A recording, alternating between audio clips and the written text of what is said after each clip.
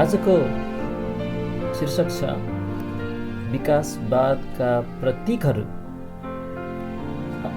अथवा विकासवादलाई चिनाउने कुराहरू। अनि यी विकासवादलाई चिनाउने यी प्रतीकहरूको माध्यमद्वारा चाहिँ के भएको छ भने जनमानसमा संसारभरि नै विकासवादको छाप गहिरोसित परेको छ। तर खासमा यी प्रतीकहरू कसरी झुटा छन्, यी केवल दन्त्य कथा हुन् भनेर हामीले यी अध्ययनहरूमा हेर्नेछौँ। अनि पाठ्य पुस्तकहरूमा, विज्ञानको साइन्स टेक्स्ट बुकहरू र म्युजियमहरूमा यी प्रतीकहरू चाहिँ छ्यासछ्यास्ती भेटिन्छन्, पत्र पत्रिकाहरूमा पनि देखा पर्छन्। त्यसले हामीले यी जानिराख्यौँ भने हामीले आफैलाई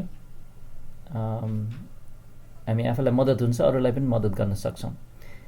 एकजना 30 वर्षसम्म स्कुलमा विज्ञान पढाएका जीवशास्त्रका पेशागत शिक्षक केनेथ पपले यसरी भनेका छन्, मैले जीवशास्त्रको भनेको बायोलोजीको एउटै पाठ्यपुस्तक भेटेको छैन जसमा केही पुराना वैज्ञानिक किम्वदन्तीहरू र अन्धविश्वासहरूको चर्चा गरिएको थिएन, जो वास्तवमा झुटा साबित गरिसकिएका छन्। त्यसैले उहिले नै झुटा साबित भइसकेका कुराहरू, तर ती चाहिँ प्रतीकहरू भएकोले, एकदम चिनाउने कुरा भएकोले, जस्तो कि हिमाल देख्ने बित्तिकै अथवा सगरमाथा देखियो भने त्यो नेपाल भनेर चिनाइन्छ। अनि त्यस्तै विकासवादका पनि यस्तो चिनाउने प्रतीकहरू छन् जो झुटा भइसके पनि तिनलाई आजसम्म पनि प्रयोग गर्ने क्रममै छ। अनि पाठ्यपुस्तकहरूलाई निहालेर हेऱ्यो भने चाहिँ विज्ञानको पाठ्यपुस्तकहरूमा, स्कुलहरूमा पढाउने पुस्तकहरूमा प्रायः जसोमा अहिलेसम्म पनि त्यो पाइन्छ नै। जस्तै कि हामीले हेर्नेछौँ पेपर्ड मथ भन्ने एक किसिमको छिर्केमिर्के राति उड्ने पुतली हो। यसले चाहिँ विकासवादलाई प्रमाणित गर्छ भनेर उहिले भनिएको थियो, त्यो त होइन रहेछ, तैपनि आजसम्म प्रयोग भइरहेछ। अनि घोडा कसरी विकास भयो भन्ने तालिका, अनि त्यो पनि होइन भनेर प्रमाणित भइसक्यो, तैपनि प्रयोग भइरहेछ। 4 पखेटे झिँगा, यसले पनि अब विकासवादलाई प्रमाणित गर्छ भन्ने एक किसिमको प्रतीकको रूपमा रहेको छ। अब यो झुटो प्रमाणित भए पनि प्रयोग भइरहेछ। भ्रूण तालिका पनि त्यस्तै हो। अनि यस्ता विभिन्न हामी हेर्नेछौँ। तर सर्वप्रथम चाहिँ हामीले यो विकासवादलाई चिनाउने प्रतीकको रूपमा चाहिँ यो प्राकृतिक छनौट चाहिँ नम्बर 1 मा पर्छ हाम्रो सूचीमा। अनि त्यसपछि अरू कुराहरू छन्, जस्तो कि उत्परिवर्तनहरू, अङ्ग्रेजीमा म्युटेसन्स भनिन्छ। अथवा अनि अर्को चाहिँ जीवाश्म अभिलेख, फसिल रेकर्ड। मानिसहरूले भनिरहेको हुन्छन्, अब जीवाश्म अभिलेखले अथवा फसिल्सहरूले प्रमाणित गरिसक्यो नि क्रम विकासवादमा, के हो तिमीलाई थाहा छैन भन्ने तरिकाले उनीहरू सोध्छन्। वास्तवमा त्यो चाहिँ झुटो प्रमाणित भइसकेको विकासवादको प्रतीक हो। त्यो प्रतीक चाहिँ जनमानसमा यति गहिरो छाप परेको छ कि अनि छाप पर्ने पनि भयो, किनभने आजसम्म प्रयोग भइरहेका छन् तिनीहरू। अनि यस्तै अरू कुराहरू छन्। सबभन्दा पहिला चाहिँ हामीले यो प्राकृतिक छनौटलाई राम्रोसँग बुझ्न अगाडि बढ्नेछौँ। आजको चाहिँ सम्पूर्ण क्लास नै यसमै चाहिँ हामी सीमित हुनेछौँ।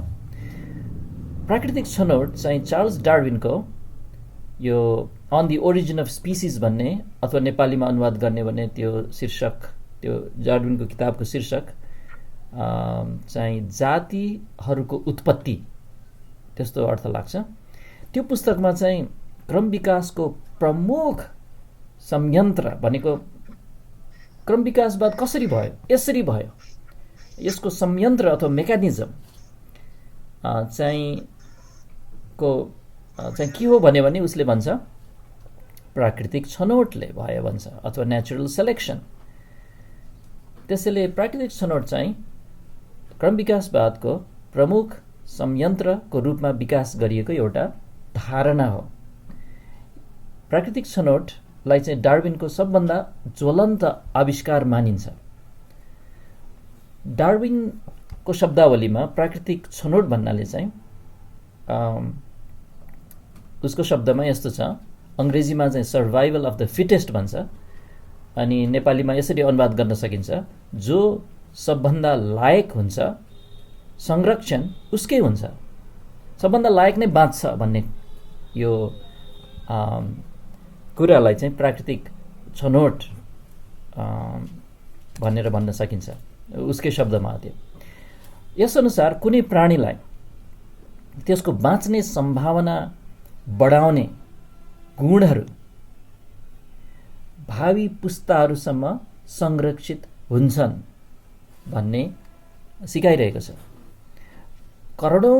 करोडौं वर्षको अवधिभित्र त्यो एउटा जीवमा ससाना परिवर्तनहरूले नयाँ अङ्गहरू र नयाँ अङ्गहरू मात्र होइन, अझ नयाँ प्राणीहरू समेत उत्पन्न हुन्छन् भन्ने कुरा डार्विनले सिकाएको हो। अनि डार्विनले यसलाई चाहिँ परिवर्तन सहितको वंशज भन्ने नाम दियो। लामो समय अवधिभित्र कुनै पनि जीवमा ससाना त्यस्ता परिवर्तनहरूले चाहिँ अनि आउने भावी पुस्तामा त्यहाँ चाहिँ नयाँ अङ्गहरू र अझ नयाँ प्राणीहरू उत्पन्न भए भन्छन् उसले। एउटा उदाहरणको लागि जस्तै क्रम विकासवादीहरूले प्रयोग गर्ने उदाहरण चाहिँ यस प्रकारको छ। गालापागोस भन्ने टापुहरूमा जहाँ डार्विन पनि उहिले गएको थियो त्यो किताब लेख्नुभन्दा अगाडि 25-26 वर्षको उमेरमा। तर हालसालकै कुरा गर्दैछौँ, सन् 1977मा त्यो गालापागोस टापुहरूमा खडेरी लागेको थियो। अनि त्यस बेला चाहिँ मसिना बियाहरूको कमी हुन गयो। अनि यी मसिना बियाहरू मन पराउने एक किसिमको फिन्च भन्ने चराहरू, फलस्वरूप उनीहरूलाई के भयो भने अब मसिना बिया छैन, त्यसैले अब ठुला र कडा खालका बियाहरू खान बाध्य भए। अनि के भयो त, फलस्वरूप एक पुस्तामै के भयो भने त्यहाँ साना चराहरूले यो ठुला र कडा बियाहरू खान नसकेकोले उनीहरू बाँचेनन्। तर ठुला खालका चराहरू जसको चुच्चोहरू पनि ठुल्ठुला थिए, उनीहरूले चाहिँ ठुला र कडा बियाहरू खान सकेकोले उनीहरू चाहिँ बाँचे र फलस्वरूप एक पुस्ताभित्रमा यी चराहरूको जनसङ्ख्यालाई हेर्दाखेरि चाहिँ प्राय ठुला ठुला चराहरू मात्र बाँचे। भनेपछि चराहरूको औसत साइज हल्का बढ्न गयो भनेर त्यहाँ निष्कर्ष निकाल्यो। अर्थात् केवल लायक मात्र बाँचे। अनि डार्विनवाद अनुसार वातावरण भन्नाले यहाँ खडेरी लागेको थियो, त्यसैले यस्तो वातावरणकोमा आएको परिवर्तनद्वारा प्रेरित भएको यस किसिमको परिवर्तनले अन्ततः भनेको एक न एक दिन, हैन, यस्तै प्रकारको परिवर्तनहरूले एक दिन केवल बेग्लै किसिमका चराहरू मात्र नभई, जस्तो कि यहाँ ठुला चुच्च भएको चराहरू त्यहाँ रहन गएका छन्, त्यति मात्र होइन, उनीहरूले त के भन्दछ भने बेग्लै किसिमको प्राणीहरू समेत उत्पन्न गर्न सक्छ भन्ने चाहिँ डार्विनको दाबी हो। यसलाई प्राकृतिक छनौट भनेर चाहिँ उसले नामाकरण गरेको छ। अब एउटा कुरा, डार्विनले परेवाहरू पाल्ने गर्थ्यो भन्नाले चाहिँ उसले चाहिँ के अरे प्रजनन गराउँथ्यो। अर्थात् उसले चाहिँ के गर्थ्यो भने कृत्रिम छनौट प्रयोग गरेर, भनेको ऊ आफैले नै कुन परेवालाई चाहिँ प्रजनन गराउने। जसरी यो त बाइबलमा हामीले याकुबले गरेको पाउँछौँ, लाबानको उसको मामाको त्यो भेडाहरू पाल्ने क्रममा। जस यो डार्विनले पनि यसरी कृत्रिम छनौट प्रयोग गरेर उसले के भन्यो भने ल प्राकृतिक छनौट अब प्रमाणित भयो भनेर उसले भन्यो।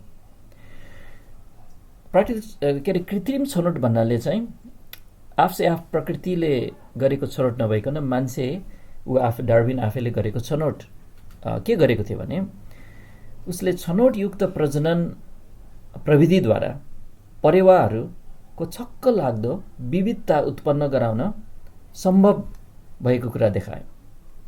जस्तै मयूरले जस्तै फिजाउने पुच्छरे प्वाखहरू भएका परेवाहरू उसले चाहिँ त्यो उत्पन्न गराउन सक्यो, भनेको जन्माउन सक्यो। अनि कुखुरी जस्ता परेवाहरू पनि डार्विनले त्यहाँ जन्माउन सक्यो। अनि त्यस्तो गरेको पनि छन् पछि पनि, डार्विनले मात्र होइन।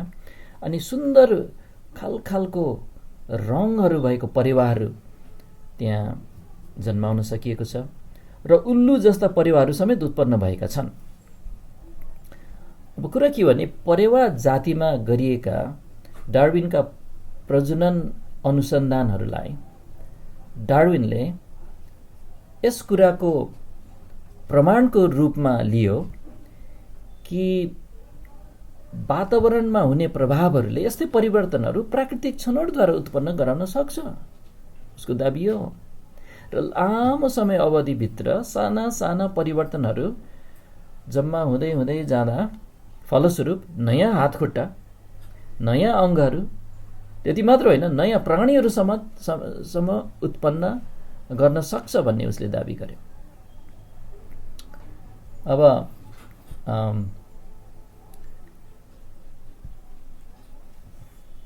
जस्तै यो तस्बिरमा तपाईँले चाहिँ विभिन्न खालको परिवारहरू, यो सबै परिवारहरू यहाँ देख्न सकिन्छ। अब याद गर्नुहोस्, डार्विनले चाहिँ प्राकृतिक छनौट, यो प्राकृतिक भन्ने शब्दलाई जोड दिन्थे। यो बुझ्नु महत्त्वपूर्ण छ। यो भनेको बाहिरबाट कसैको बुद्धिद्वारा रचना गरिने कुराको धारणालाई डार्विनले इन्कार गर्दैछ। प्राकृतिक छनौट भन्दैछ। उसले भन्यो अर्ग्यानिक जीवहरूको विविधतामा र प्राकृतिक छनौटको क्रियामा हावा बहने प्रक्रियाभन्दा बढी रचना भएको जस्तो देखिँदैन। उसले भन्दैछ कि हावा यताउता चल्छ, त्यसमा त केही रचना छैन। त्यस्तै प्राकृतिक छनौटमा पनि खास त्यहाँ कसैले त्यहाँ बुद्धि प्रयोग गरिरहेको होइन, आफै आफू नै हो। अनि अर्ग्यानिक जीवहरू त्यहाँ विभिन्न खालको चाहिँ यही प्राकृतिक छनौटबाट आएका हुन्, यो आफै आफ भएको हो, कुनै बुद्धिपूर्ण रचनाद्वारा भएको होइन भन्दैछ। त्यसैले परमेश्वर बिना नै अथवा सृष्टिकर्ता बिना नै जीवलाई व्याख्या गर्ने एउटा मेकानिजम अथवा संयन्त्र प्रदान गर्नु नै डार्विनको लक्ष्य थियो, परमेश्वरलाई आउट गर्न।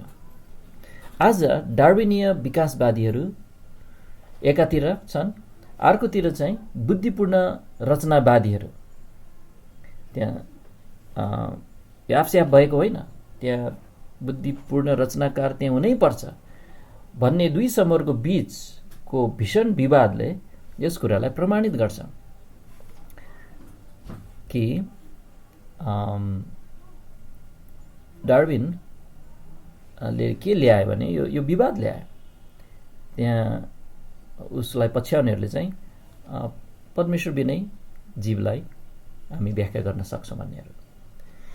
जीवहरूको सम्बन्धमा त्यहाँ एक बुद्धिपूर्ण रचनाकार हुनुहुन्छ कि जस्तो भन्ने यो कुरालाई अलिकति पनि छनक त्यहाँ पाइयो भने, कुनै पनि एउटा वैज्ञानिकले त्यस्तो कुरा डाइरेक्टली नलेखे पनि त्यस्तो खालको गन्ध पाएको खण्डमा डार्विनवादी अखडाले चाहिँ हमला गर्न थाल्छ। अहिलेको त्यस्तो अवस्था छ वैज्ञानिक समाजमा, हमला नै गर्छ। फलस्वरूप विशुद्ध प्राकृतिक प्रक्रियाहरूले मात्र जीवको उत्पत्तिको व्याख्या गर्न सकिन्छ भन्ने कुरामाथि प्रश्न उठाउने आँट गर्ने वैज्ञानिक मित्रहरूलाई कालो सूचीमा राखिन्छ। कतिले आफ्नो जागिर गुमाउँछन्, उनीहरूको पदोन्नति रोकिन्छ इत्यादि। अनि अमेरिकामा त क्रम विकासवादीहरूले यही बुँदाले लिएर सर्वोच्च अदालतसम्म पनि उनीहरू गएका छन्। उनीहरूले के भन्यो भने सर्वोच्च अदालतमा प्राकृतिक व्याख्यामाथिको भरोसा आधुनिक विज्ञानको आधारभूत चरित्र हो। विज्ञान भनेको चाहिँ प्राकृतिक व्याख्या मात्र हुनुपर्छ। उनीहरूले चाहिँ विज्ञानलाई त्यसरी परिभाषित गराइनुपर्छ भनेर चाहिँ अदालतबाट नै पारित गर्न खोजेका थिए। तसर्थ यो एक आधारभूत तथ्य हो कि डार्विनको प्राकृतिक छनौट चाहिँ अन्धा बुद्धिविहीन प्रक्रिया हो। उसको परिभाषा नै त्यस्तो छ। तसर्थ डार्विनवादीहरूले के गर्न सक्नुपर्छ भने कुनै पनि बुद्धि वा रचना बिना उनीहरूको प्रक्रियाले कसरी काम गर्छ भन्ने कुराको व्याख्या गर्न सक्नुपर्छ। तर कुरा के भएको छ भने यस कुराले उनीहरूलाई ठुलै आपतमा पारेको छ, जो हामी हेर्न लाग्दैछौँ। अब डार्विनको त्यो किताब On the Origin of Species को प्रकाशन भएको 1.5 शताब्दी अब बितिसक्दा पनि क्रम विकासवाद कसरी काम गर्छ भनेर सोध्यो भने त्यसको प्रमुख संयन्त्रको रूपमा एउटै कुरा रहेको छ, प्राकृतिक छनौट। उन त पछि हेर्नेछौँ यो परिवर्तन अथवा म्युटेसनको पनि कुरा गर्न थालेछ नव डार्विनवादीहरूले, तर त्यसको त्यो पनि झुटो साबित भएको कुरा पछि गर्नेछौँ। के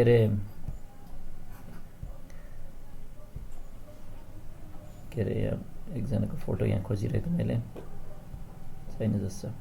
जे होस्, एकजनाले भन्छन्, स्टुअर्ट कफमनले, जीवशास्त्रीहरू अब यस्तो विश्वासको झुकाव राख्छन् कि प्राकृतिक छनौट चाहिँ त्यो अदृश्य हात हो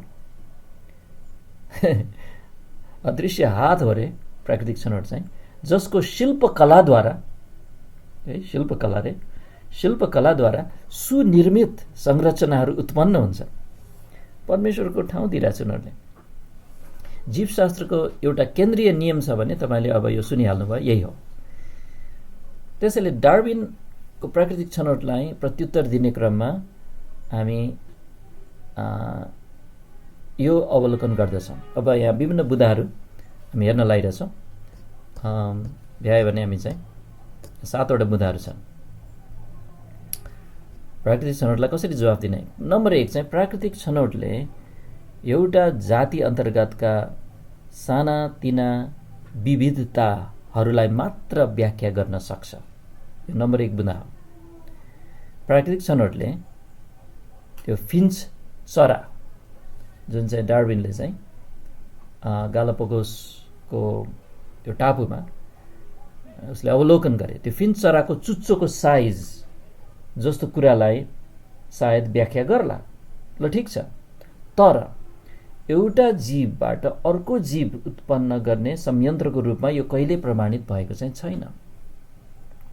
चार्ल्स डार्विनले आफ्नो पुस्तकको शीर्षक चाहिँ जातिहरूको उत्पत्ति भनेर राख्यो, तर उसले कसरी एक किसिमको जनावर अर्को किसिमको जनावरमा विकास हुन सक्छ भन्ने कुराको कुनै पनि प्रमाण दिएन। उसको प्रमाणले केवल यति मात्र देखायो कि एक किसिमको जाति अन्तर्गत त्यहाँ विविधता हुन सक्छ, त्यति मात्र देखायो। फिन्च चराको चुच्चोको साइजमा आएको परिवर्तन त्यो एउटा कुरा हो, तर त्यसको चुच्चोको साइज जत्रो सुकै होस् त्यो फिन्च चरो एक फिन्च चरो नै रहिरहन्छ। अनि त्यो पेपर्ड मथ भनेको चाहिँ यो के अरे राति उड्ने एक किसिमको पुतली, त्यो पेपर्ड मथको रङमा परिवर्तन आयो भनेर उनीहरूले कुरा निकाले, ठिक छ।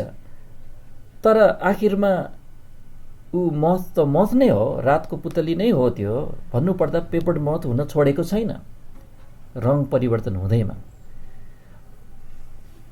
अनि साथै शताब्दीौंसम्म परेवाको प्रजनन क्रियाद्वारा अनि त्यो अनुसन्धानले परेवा बाहेक अरू कुनै नयाँ जनावर उत्पन्न गरेको छैन।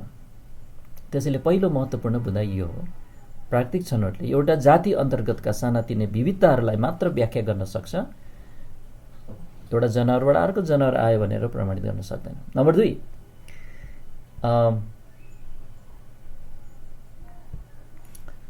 प्राकृतिक छनौटले केवल छनौट मात्र गर्न सक्छ, यसले रचना गर्न चाहिँ सक्दैन, निर्माण गर्न सक्दैन। प्राकृतिक, अब त्यो शब्द प्राकृतिकले नै फलस्वरूप अन्धा र बुद्धिहीन भन्ने कुरा जनाउँछ।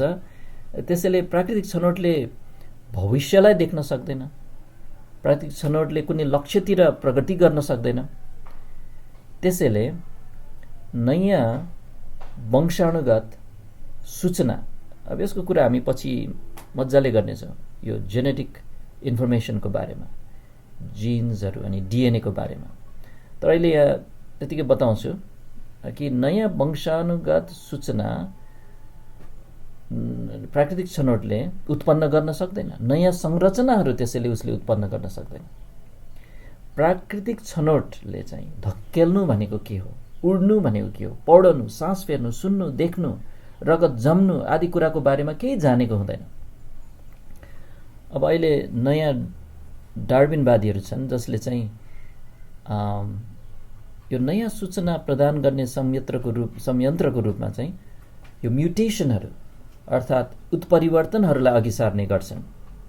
तर पछि हामी हेर्नेछौँ कि वास्तवमा उत्परिवर्तनहरूले अथवा म्युटेसनहरूले नयाँ सूचना प्रदान गर्न सक्दैन।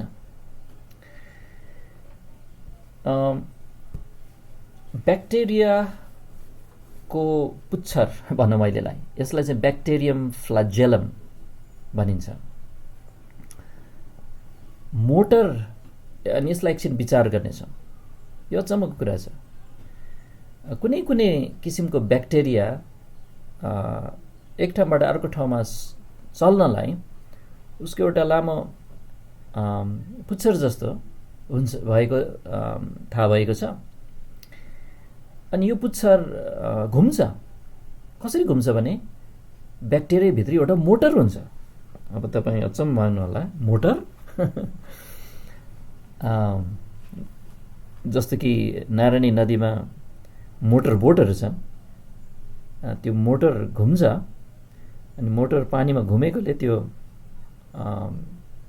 डुङ्गा चल्छ। अनि त्यस्तै यो ब्याक्टेरियाभित्र पनि यो मोटर छ, त्यसले चाहिँ एउटा पङ्खा घुमाउँछ अनि त्यो मोटरद्वारा सञ्चालित यो सूक्ष्म धकेल्ने यन्त्रले यो ब्याक्टेरियालाई परिचालन गर्ने गर्छ। अब यस्तो अध्ययन गर्ने वैज्ञानिकहरू चाहिँ मोलेक्युलर वैज्ञानिकहरू भनेको चाहिँ एकदम सूक्ष्म तहमा चाहिँ उनीहरूले मोलेक्युल भनेको यो अणु परमाणुको तहमा चाहिँ उनीहरूले चाहिँ अध्ययन गरिरहेका छन्।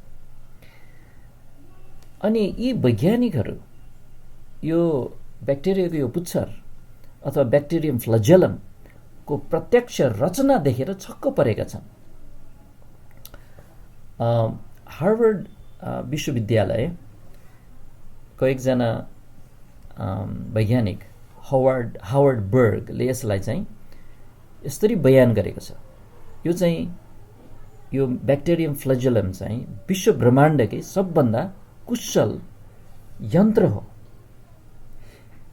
यो एउटा प्रोपेलर अनि ड्राइभ शाफ्ट, स्टेटर अनि बुशिङ, यु जोइन्ट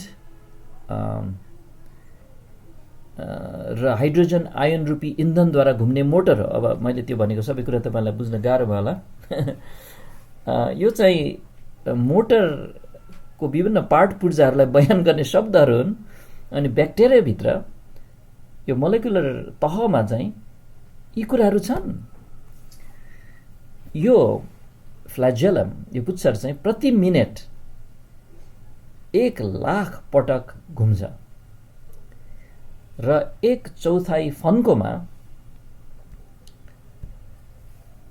भनेको एक चक्कर मार्न पनि पाएको छैन उसले, 1.25 फन्कोमा यसले आफ्नो घुमाइको दिशा बदल्न सक्छ, सट्टै बदल्न सक्छ।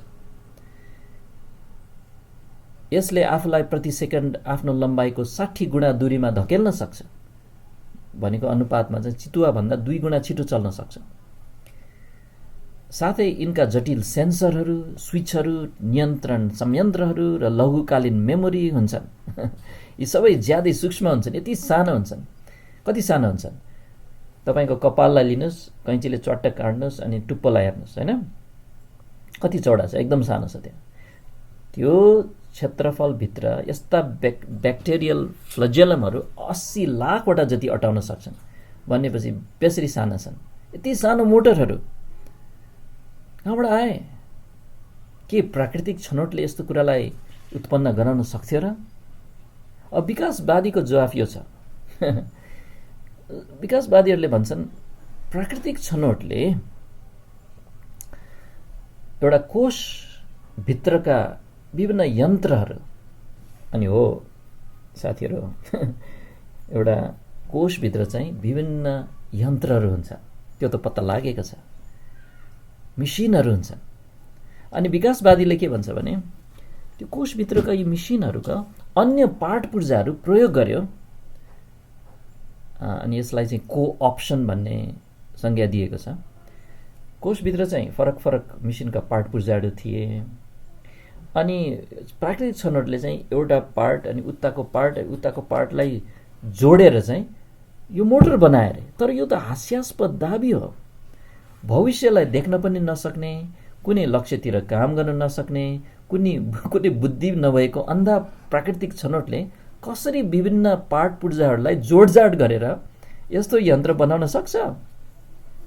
भनौँ न, यदि ती पार्टहरू मानव उपलब्ध भएको भए तापनि, जबकि त्यस्तो अवस्था समेत खास छैन, प्राकृतिक छनौटले यस्तो संरचनाको खाँचो समेत जान्न सक्दैन भने त्यसलाई उत्पन्न गराउने कुरा त परै जाओस्। एकजना डाक्टर फिलिप जोन्सनले यसरी भनेका छन्, प्राकृतिक छनौटले ब्याक्टेरियल फ्ल्याजेलमको बारेमा एउटै कुरा जान्दैन। प्राकृतिक छनौटले केवल अघिबाटै रहेको कार्यको निम्ति छनौट गर्न सक्छ। के भनेको, जस्तै कि चुच्चो छ, चराको चुच्चो छ नि, होइन? चुच्चोले के गर्छ? जस्तै कि एउटा काम, त्यसको एउटा कार्य भनेको चाहिँ बियाहरूलाई, बियाको त्यहाँ बाहिरी कडा आवरण छ भने त्यसलाई फोड्नु, टक टक टक टक गरेर, अनि त्यसभित्रको बियालाई निकालेर खानु। अब त्यो अघिबाटै रहेको कार्यको निम्ति छनौट चाहिँ प्राकृतिक छनौटले गर्छ। जस्तै कि खडेरी आयो, तब ठुला ठुला चुच्चा भएका फिन्च चराहरू मात्र बाँचे, ल छनौट भयो, ल ठिक छ। तर अघिबाटै रहेको कार्य थियो नि त त्यो चुच्चोको काम, त नयाँ काम त होइन। अब यहाँ चाहिँ कोअप्सनको जुन दाबी गर्दैछन् मार्फत चाहिँ ब्याक्टेरियम फ्ल्याजेलम जस्तो संरचना उत्पन्न हुने कुरा भनेको त अघिबाटै रहेको संरचनाको कार्यले अझ उपयोगी रूपमा कार्य गर्ने वा अघिबाटै रहेको संरचनाले अर्को नयाँ कार्य गर्न थाल्ने कुरा होइन कि, बरु बेग्ला बेग्लै कार्यहरू गर्ने एकभन्दा बढी संरचनाहरू नयाँ कार्य गर्ने एउटा संरचना बन्छ भन्ने दाबी गर्दैछ। यहाँ त कतिको बुझ्नुभयो यहाँ, है? यहाँ एउटा चुच्चो त चुच्चै रहिरहेछ प्राकृतिक छनौटमा, त्यो फिन्च चराको कुरामा ठिक छ, हामी मान्छौँ। तर चुच्चो भन्दा पनि यहाँ त अर्कै काम गर्न सक्ने एउटा अङ्ग, यहाँ यो ब्याक्टेरियल फ्ल्याजेलम जस्तो यस्तो जटिल यन्त्र चाहिँ जोडजाड गरेर बन्यो रे भन्दैछ। त्यसैले यो चाहिँ हाँस उठ्दो कुरा हो। त्यसैले यो चाहिँ रह्यो दोस्रो बुँदामा चाहिँ प्राकृतिक छनौटले खास छनौट मात्र गर्न सक्छ, नयाँ कुरा त निर्माण गर्न सक्दैन नि, बिर्सनु भयो कि क्या हो डार्विनवादीहरू हो भनेर चाहिँ यहाँ चाहिँ हामीले प्रत्युत्तर दिन सक्छौँ। यो त छनौट मात्र गर्ने हो, नयाँ संरचना गर्ने त होइन नि। अब नम्बर 3 बुँदामा चाहिँ हामी हेर्न लागिरहेछौँ, प्राकृतिक छनौटले भविष्यको कुनै लक्ष्य देख्न सक्दैन र त्यसतर्फ काम पनि गर्न सक्दैन। त्यसले एउटा जीवको तात्कालिक संरक्षणको लागि उपयोगी नहुने कुनै कुरा छनौट गर्ने थिएन। अब यो कुरा बुझ्ने कोसिस गर्नुहोस्। यहाँ चार्ल्स डार्विनले लेखेको कुरा, यहाँ यसको नेपाली अनुवाद सुनौँ। चार्ल्स डार्विनले लेख्यो यसरी, अर्कोतिर हामीलाई यो निश्चित लाग्छ कि थोरेमा थोरै हानि पुर्याउने कुनै पनि परिवर्तन सोझै नष्ट हुने थियो। यहाँ के भन्दैछ भने यहाँ परिवर्तनहरूको कुरा छ कि लामो समयभित्र सानो सानो परिवर्तनहरू प्राकृतिक छनौटद्वारा, जस्तो कि त्यो फिन्च चराको चुच्चो खडेरी लाग्दाखेरि चाहिँ अब ठुला चुच्चाहरू त्यहाँ बाँचेको कुरा, यस्तो खालको कुरा क्या। अनि उसले के भन्दैछ भने थोरैमा थोरै हानि पुर्याउने कुनै पनि परिवर्तन सोझै नष्ट हुन्छ। अनि उसले भन्दैछ यस किसिमको उपयोगी परिवर्तनहरूको चाहिँ संरक्षण हुने र हानिकारक परिवर्तनहरूको पतन हुने कुरालाई मैले प्राकृतिक छनौट भन्ने नाम दिएको छु। डार्विनले भन्दैछ परिवर्तनहरू जो न त उपयोगी छन् न त हानिकारक छन् भने त्यस्ता परिवर्तनहरू प्राकृतिक छनौटद्वारा प्रभावित हुँदैनन्, फरक पर्दैन त्यहाँ, तर फेरबदल भइरहने तत्त्वको रूपमा छोडिन्छन्। जस्तो सायद हामी त्यो जातिमा देख्छौँ जसलाई पोलिमोर्फिक भनिन्छ। अब यसको माने के हो? यसको माने चाहिँ विकास हुँदै गरेका पखेटा वा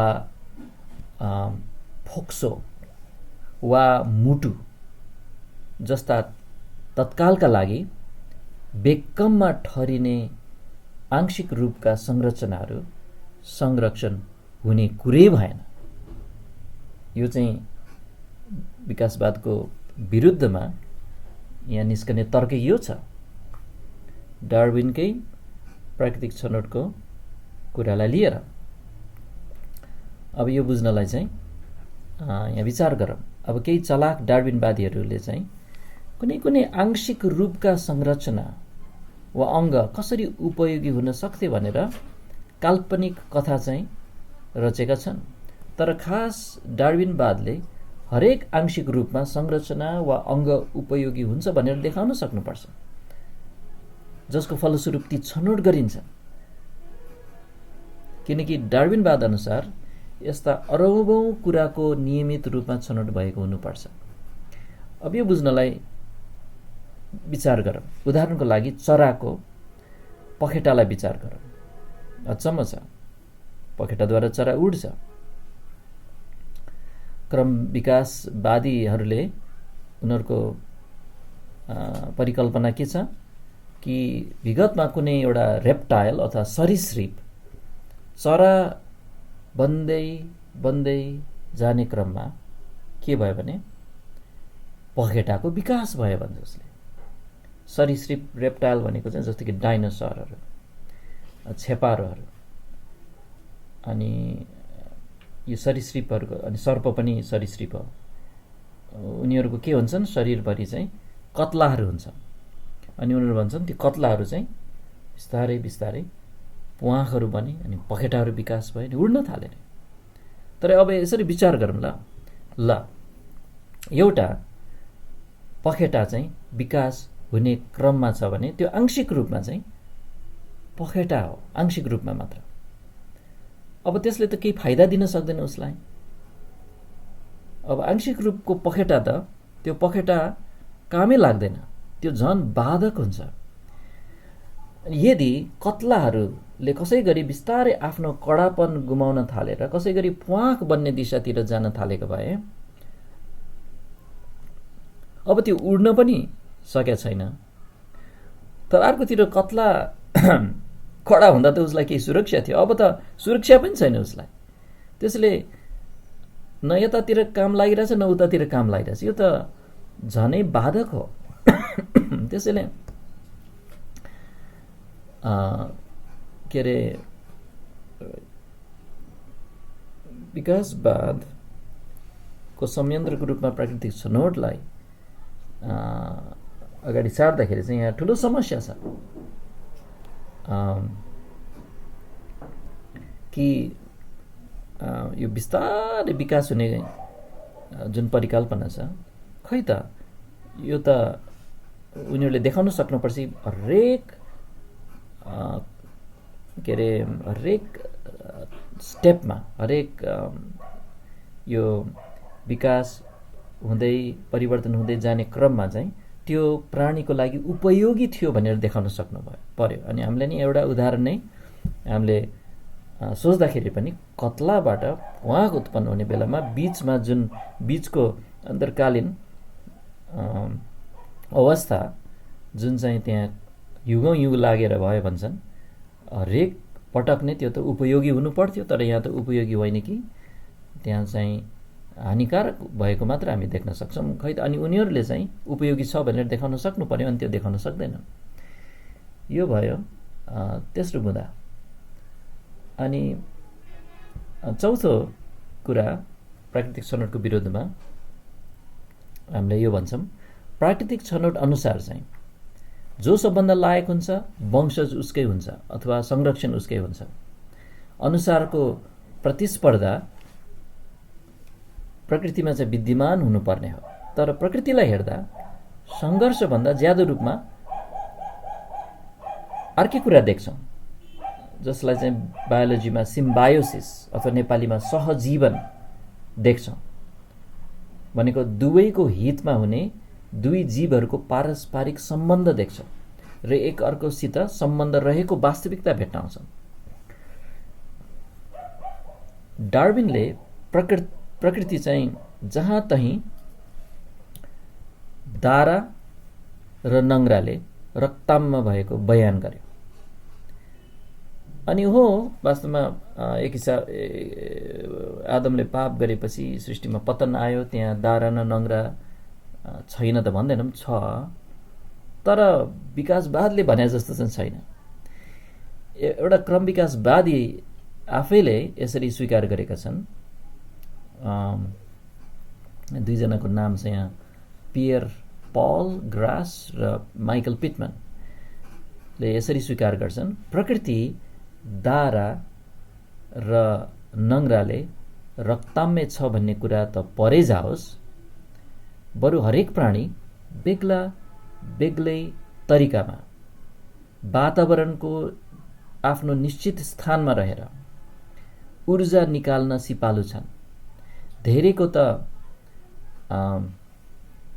यो इकोसिस्टम अथवा पारितन्त्रभित्र प्रतिस्पर्धा नगरिकन जिउने भूमिकाहरू रहेको पाइन्छ। जस्तो ग्रासले अवलोकन गरे, एउटा पोखरीको हिलोमा समेत एकदम भिन्न समूहमा पर्ने जातिहरू एकसाथ बसोबास गरिरहेको तथ्यले हामीलाई यो सिकाउँछ कि एउटै र उही वातावरणभित्र बेग्लै किसिमका जैविक प्रणालीहरू हुनु भनेको सबैको संरक्षण सुनिश्चित गर्नु रहेछ। त्यसैले त्यहाँ मिलेर बसिरहेछन् यो इकोसिस्टममा, पारितन्त्रभित्र। एउटा उदाहरण लियौँ, परागसेचनलाई विचार गरौँ। अङ्ग्रेजीमा पोलिनेसन। यो पराग भन्ने शब्द चाहिँ फुलभित्र हुने बास्ना आउने त्यो धुलो हो। एक किसिमको उर्वर प्रजननशील तत्त्व हो त्यो चाहिँ। फुलभित्र चाहिँ त्यहाँ पराग केलीमा यो परागकणहरू उत्पन्न हुन्छन्, यो धुलोहरू उत्पन्न हुन्छन्। अनि पुतली, भमरा आदिले एक फुलको त्यो केसर लगेर, यो कणहरू लगेर अर्का फुलमा हालिदिने काम गर्छन्, अनि त्यो क्रियालाई चाहिँ परागसेचन भनिन्छ। यसरी एक फुलमा रहेका शुक्रकीट अर्को फुलका डिम्बामा पर्न मद्दत गर्छ। के अरे, बोट बिरुवामा पनि भाले पोथी हुन्छ। अनि यसरी यो मौरीले, भमराले, पुतलीहरूले चाहिँ प्रजनन कार्यमा मद्दत गरिरहेछ। अनि यसरी हामी के देख्छौँ भने फुल फुल्ने बोट बिरुवा र परागसेचन गराउने प्राणीहरूका बीच छक्क लाग्दो तालमेल देख्छौँ।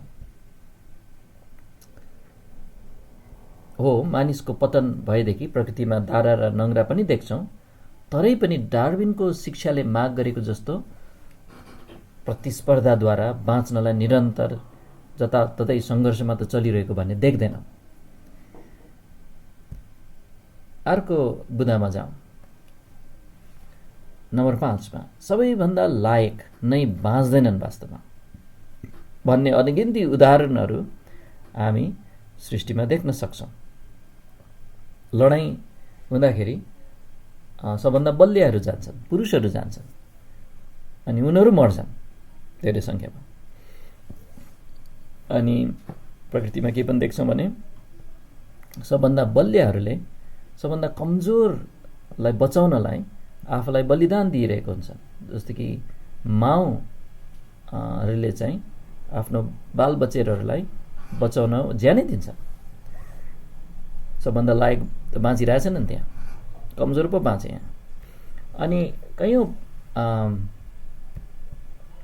के अरे प्राणीहरू हुन्छन् जो चाहिँ सबभन्दा लायक नभए पनि बाँचिरहेका छन्। जस्तै कि कोवाला भालु चाहिँ एकदम बिस्तारै हिँड्छन्, चल्छन्, अनि जहिले पनि सुतिरहेको जस्तो हुन्छ यिनीहरू, पनि बाँचिरहेछन् यिनीहरू। अनि मयूरलाई विचार गर्नुहोस्, जङ्गलमा उनीहरू सजिलै देखा पर्छन् उनीहरूको एकदम उज्यालो रङहरूको कारणले। अनि लामो प्वाँख छ, खै उड्नलाई त्यस्तो मद्दत गर्ने पनि होइन। अनि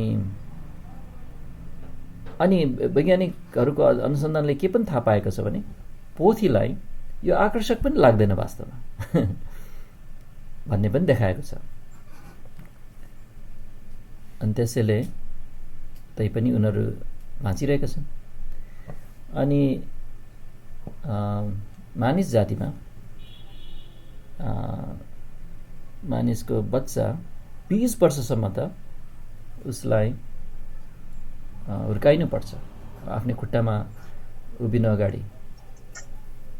अनि त्यसैले सबभन्दा लायक नै बाँच्छन् भन्ने कुरा धेरै धेरै उदाहरणहरूमा चाहिँ जुटु भएको देख्छौँ। अब छैटौँ कुरा यो छ कि वनस्पति र पशुहरू अरबौं वर्षसम्म, कथित अरबौं वर्षसम्म कसरी एकनाश रहे त भन्ने कुरालाई प्राकृतिक छनौटले चाहिँ जवाफ दिन सक्दैन। विकासवादीहरूले चाहिँ यो फसिल रेकर्ड अथवा जीवाश्म अभिलेखमा चाहिँ एउटा क्याम्ब्रियन युग थियो भन्छ। अनि जीवाश्म त्योहरूलाई हेर्दाखेरि चाहिँ त्यो क्याम्ब्रियन तहमै हेर्दाखेरि त्यहाँ चाहिँ अब 540 लाख वर्ष कथित पुरानो समयको चमेरोको त्यहाँ जीवाश्महरू छन्। त्यहाँ खै त आजका चमेरो जस्तै छन् त। 540 लाख वर्षमा किन परिवर्तन भएन यो प्राकृतिक छनौटद्वारा, त्यसको जवाफ छैन। अनि त्यस्तै अरू विभिन्न प्राणीहरू पनि के अरे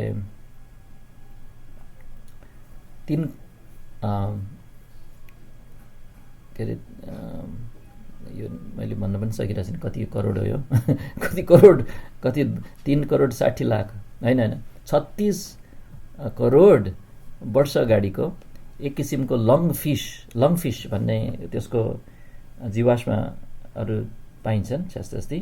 अनि त्यसको दाँतको बनोट चाहिँ पनि अहिलेको जस्तै छ। के भएको त, यसको जवाफ छैन। अब अर्को बुँदामा जानेछौँ। हामी सातौं यो अन्तिम बुँदा हो। प्राकृतिक छनौट सर्वप्रथम जीव उत्पन्न गराउन पूर्ण रूपमा असक्षम छ। यदि प्राकृतिक छनौट यदि साँचो भएको भए पनि यसले के मात्र गर्न सक्छ? छनौट मात्र गर्न सक्छ, सृष्टि त गर्न सक्दैन। माइकल पिटमनले भन्छन् प्रकृतिले सबभन्दा लायकलाई छनौट गर्छ भन्नु एउटा कुरा हो, तर सबभन्दा लायक चाहिँ कहाँबाट आयो भन्ने कुरा त्यसको व्याख्या भन्दा परको कुरा हो। त्यसैले प्राकृतिक छनौटले चाहिँ जीवहरूको उत्पत्तिको व्याख्या गरेकै छैन। डार्विनको पुस्तकको शीर्षक जीवहरूको उत्पत्ति भए तापनि। हामीले यहाँ देख्यौँ कि प्राकृतिक छनौटले जीवको क्रम विकासको शिक्षालाई समर्थन स्वरूप एउटै प्रमाण दिँदैन। विकासवाद वैज्ञानिक थियोरीको रूपमा अयोग्य छ। यो चाहिँ हाइपोथेसिस पनि होइन, एउटा दन्त्य कथा हो। सारांशमा हामीले 3टा कुरा भन्न सक्छौँ यो प्राकृतिक छनौट भन्ने विकासवादको प्रतीकको रूपमा यसलाई अध्ययन गर्दाखेरि। नम्बर 1, प्राकृतिक छनौटसित सृजना गर्ने कुनै शक्ति छैन। यसले कहिलेकाहीँ सम्भवतः एउटै किसिमको प्राणी अन्तर्गतका सानातिना परिवर्तनहरूलाई व्याख्या गर्न सक्छ, जस्तो कि त्यही फिनचराको चुच्चो ठुलो सानो। तर प्राणी अनि परेवा यस्तो उस्तो, तर त्यो प्राणी कसरी अस्तित्वमा आयो भनेर बताउन चाहिँ सक्दैन। नम्बर 2, प्राकृतिक छनौटले प्राणीको तात्कालिक संरक्षणको लागि उपयोगी नहुने कुनै पनि कुरा जोगाउने थिएन। प्राकृतिक छनौटको उनीहरूको त्यो व्याख्या अनुसार नै, जस्तै आंशिक पखेटा यो भन्ने बित्तिकै अब समस्या उत्पन्न भयो, आपत उत्पन्न हुन्छ वास्तवमा विकासवादीहरूलाई। त्यसले क्रमिक रूपमा थुप्रै आंशिक रूपहरू कसरी उपयोगी भएर उनीहरूलाई संरक्षण गर्न सक्छ, आंशिक रूपमा त झन् त्यसलाई नष्ट गर्ने कुरा हुन्छ। प्राकृतिक छनौट झन् विकासवादको लागि चाहिँ साथीभन्दा शत्रु हुन जान्छ। यो के अरे संरक्षणका लागि उपयोगी नहुने भएकोले। नम्बर 3, प्राणीहरू एकनाश रहेको तथ्यले क्रम विकासवादको संयन्त्रको रूपमा प्राकृतिक छनौट झुटा साबित हुन्छ।